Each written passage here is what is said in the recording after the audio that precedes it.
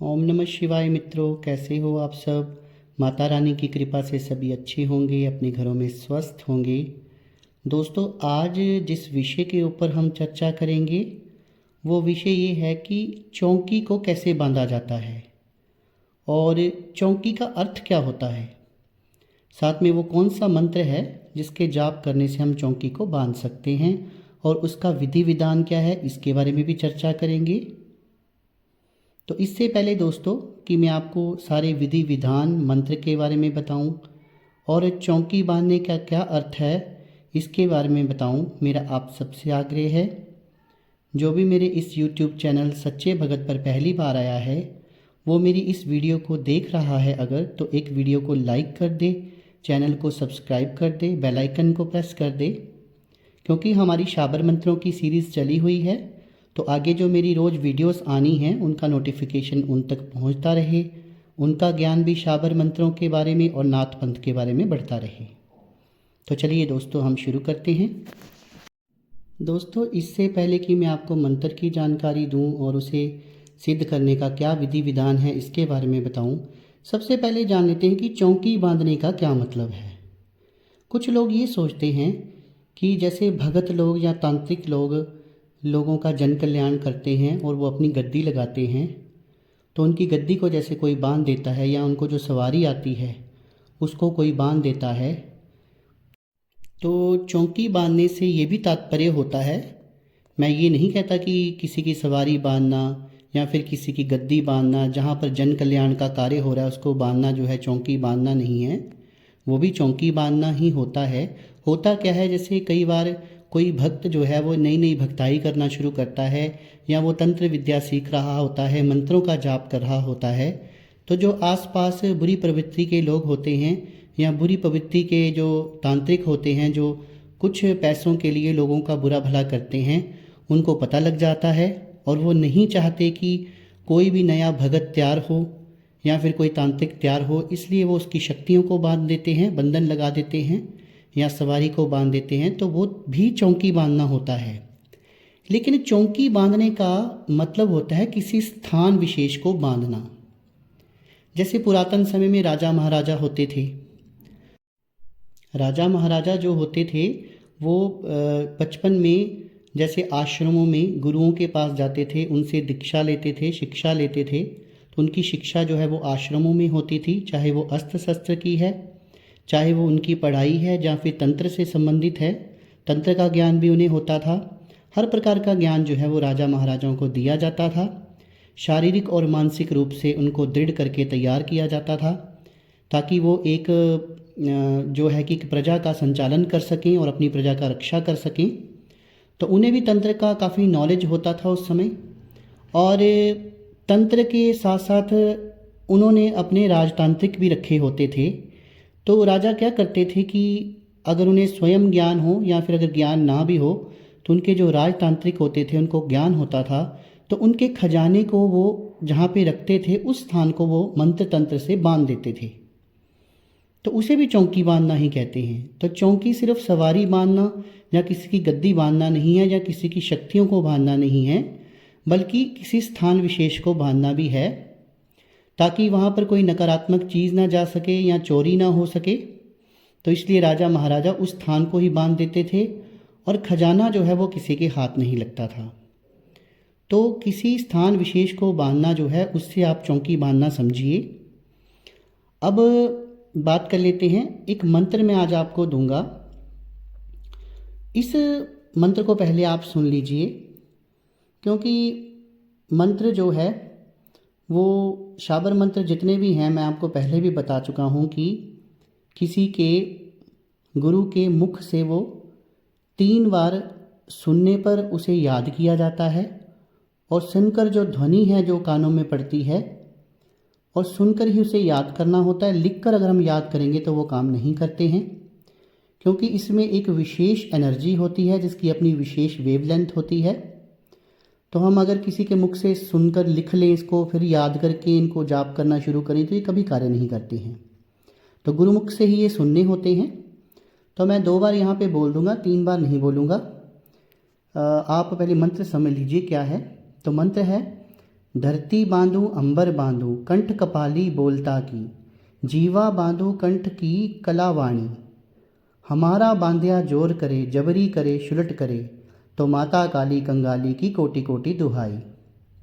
फिरे शब्द सांचा पिंड कांचा फूरो मंत्र ईश्वरो बाचा, हमारे गुरु का वचन जुग जुग सांचा। एक बार फिर से बोल के बताता हूँ। धरती बांधू अंबर बांधू कंठ कपाली बोलता की, जीवा बांधू कंठ की कलावाणी। हमारा बांध्या जोर करे जबरी करे शुल्ट करे, तो माता काली कंगाली की कोटि कोटि दुहाई। फिरे शब्द सांचा पिंड कांचा फूरो मंत्र ईश्वरो वाचा, हमारे गुरु का वचन जुग जुग सांचा। तो ये मंत्र है।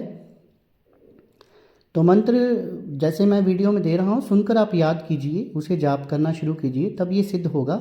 लिख कर ये सिद्ध नहीं होता। और एक चीज़ की जानकारी मैं आपको और देना चाहता हूँ। इस मंत्र को तामसिक और सात्विक दोनों तरीक़ों से सिद्ध किया जा सकता है, लेकिन मैं कभी भी आपको तामसिक तौर पर सिद्ध करने के लिए नहीं कहता हूँ, क्योंकि तामसिक तौर पर अगर आपने सिद्ध करना होगा तो वो अपने रिस्क पे आप करेंगे। आपका कुछ नुकसान होता है तो उसकी मेरे को कोई जिम्मेवारी नहीं है। कोई भी सिद्धि है, हमेशा मैं बोलता हूँ तामसिक तौर पर नहीं बल्कि सात्विक तौर पर ही सिद्ध करनी चाहिए। अब इसके हम विधि विधान को जान लेते हैं। सबसे पहले आपने अमावस्या, काली चौदस या फिर ग्रहण का दिन आपने चयन करना है। और ये जो मंत्र है ये घर के बाहर सिद्ध होगा। किसी भी निर्जन स्थान में, जंगल में आपने जाना है, और स्थान ऐसा होना चाहिए जहाँ कोई आता जाता ना हो। उस स्थान को आपने एक दिन पहले ही देखाना है कि वहाँ बैठने की व्यवस्था ठीक हो। फिर आपने करना क्या है दोस्तों, एक आदमी आप साथ ले जा सकते हैं, लेकिन जब आप घर से सामग्री लेकर चलेंगे तो वो आपसे कोई बात नहीं करेगा, वहाँ तपस्या में आपसे कोई बात नहीं करेगा, और आती बार भी आपसे कोई भी वार्तालाप नहीं करेगा। आपका सामान वो उठा सकता है, आपकी हेल्प जो है वो कर सकता है। तो आपने करना क्या है, दिन का चयन आपने कर लिया, रात्रि 12 बजे ये साधना होगी। और आपने जो भी आपके इष्ट हैं, ठीक है दोस्तों, ईस्ट में जैसे आप माता काली की एक फ़ोटो ले सकते हैं, तो उनकी एक फ़ोटो लेकर, तस्वीर लेकर आप उस स्थान पे जाएंगे। सामग्री में आप जैसे धूप दीप की सामग्री, अगरबत्तियाँ, थोड़ा अत्र, और माता के लिए कोई भी सात्विक भोग प्रसाद आप ले जा सकते हैं। चाहे आप उनको लड्डू चढ़ाइए, खीर बना के चढ़ाइए, जो भी आपको ठीक लगता है वो आपने ले जाना है। लाल रंग के आपने फूल ले जाने हैं। और उस जगह पहुंचकर आपने वहाँ पे अपने सामने पूर्वाभिमुख हो जाएं या उत्तराभिमुख हो जाएं, और माता काली की फ़ोटो वहाँ पे रखनी है। जो भी आपके इष्ट हैं जिनकी आप पूजा करते हैं, और उनका पंचोपचार से पूजा पाठ करना है। पंचोपचार यानी कि धूप दीप लगाना है, उनको भोग लगाना है, और भोग लगाने के बाद जो भी सामग्री भोग की आप लेके गए हैं उसको वहीं पर थाली में रखना है, और माता रानी को तिलक वगैरह लगाना है। और उसके बाद में आपने बिछाना है एक कंबल का आसन। कंबल जो है काले रंग का हो तो और भी उत्तम है। रुद्राक्ष की माला से आपने ये मंत्र जाप करना है, और जितना ज़्यादा मंत्र जाप करेंगे उतना अच्छा है। वैसे मंत्र जाप की संख्या है 21,000, तो 21,000 बार आपने इस मंत्र का जाप कर लेना है। माला का हिसाब रख लेना है आपने, कितनी माला हमें जाप करनी पड़ेंगी। और जाप करने के बाद आपने वो सामग्री जो है वो घर नहीं लेके आनी है, वो सामग्री आपने वहीं रहने देनी है। अपने इष्ट की फ़ोटो आप घर में ला सकते हैं, अगर आप वो भी नहीं लाना चाहते तो आप वहीं पे रहने दीजिए, पर आप ला भी सकते हैं। पर जो आपने भोग प्रसाद की जो सामग्री है, धूप दीप जो भी आपने जलाया है, उसमें से कुछ भी नहीं उठाना, उसे वहाँ पे एज इट इज़ रहने देना है। जैसे ही आप घर आएंगे तो जब भी आपने कभी इस मंत्र का, जैसे आपने किसी की चौकी बांधनी है, अब तांत्रिक आपको कोई तंग कर रहा है, नहीं मान रहा है, नहीं हट रहा है, उसको आपके पूजा पाठ भक्ताई से बहुत जलन है, बहुत बहुत दुखी है, आपके ऊपर बार बार प्रहार कर रहा है, तो लगा दीजिए बंधन उसकी चौकी को, उसकी शक्तियों को बंधन लगा दीजिए इस मंत्र से। और ये बंधन ऐसा लगेगा कि वो आपका कुछ भी नहीं बिगाड़ पाएगा।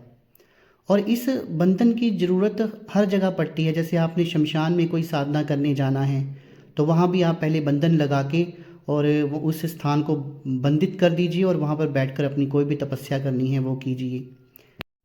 या फिर आपको लगता है कि मैं अगर किसी की सेवा करने जा रहा हूँ, जन कल्याण करने जा रहा हूँ, लेकिन यहाँ पर मुझे खतरा है, तो आप पहले बंधन लगा सकते हैं उस जगह को। ये एक तरह से आपकी प्रोटेक्शन करते हैं जो चौकी बांधने के मंत्र होते हैं। और इससे आप दूसरों की शक्ति को भी बांध सकते हैं, उसकी चौकी को बांध सकते हैं, उसकी सवारी को बांध सकते हैं, उसकी शक्तियों को बांध सकते हैं। तो इन मंत्रों का भी बहुत इस्तेमाल है तंत्र जगत में। तो जो आज मैंने आपको तरीका बताया है कि किसी की चौकी को कैसे बांधना है, उसका मतलब है कि किसी एरिया को कैसे बांधना है। और ये इतने मंत्र कारगर होते हैं, 7 कोस की दूरी को बांध देते हैं ये। तो मित्रों, चौकी बांधने का क्या अर्थ होता है और चौकी कैसे बांधी जाती है, उसका मंत्र क्या होता है, उसकी सिद्धि हमें कैसे करनी चाहिए, उसके बारे में मैंने आज आपको बताया। अगर मेरे द्वारा दी गई जानकारी आपको अच्छी लगी है तो मेरी वीडियो को एक लाइक कर दीजिए और कमेंट सेक्शन में जय माता दी लिख दीजिए, और जितना हो सकता है इसे शेयर कर दीजिए ताकि ये जानकारी ज़्यादा से ज़्यादा लोगों तक पहुंच जाए और चौकी बांधने का क्या अर्थ है उसका उनको पता लग जाए और इसका क्या विधि विधान है उसकी जानकारी भी मिल जाए।